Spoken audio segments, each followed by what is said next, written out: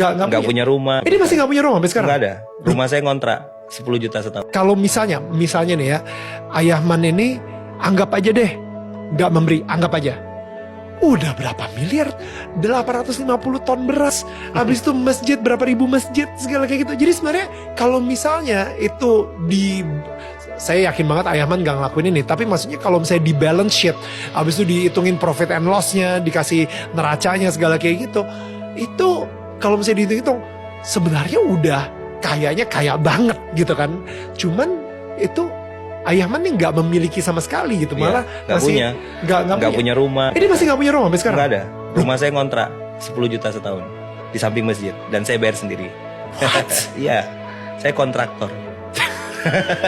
Sudah 10 tahun ngontrak di rumah situ. Tapi sebenarnya mobil, rumah nggak ada. Mau beli rumah?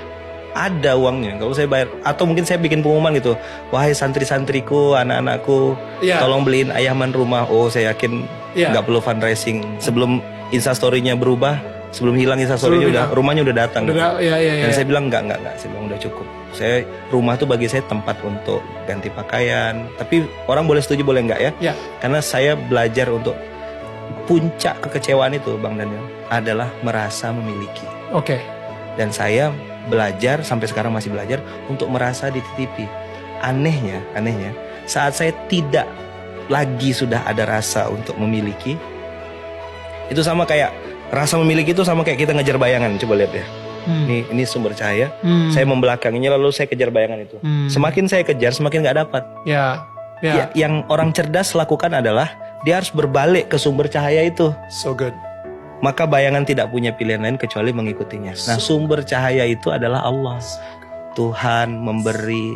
Jadi ketika kita menghadap ke sumber cahaya, bayangan ini seperti dunia.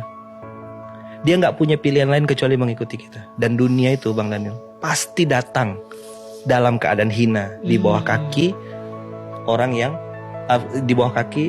yang berharapnya kepada Zat yang Maha Kaya tadi.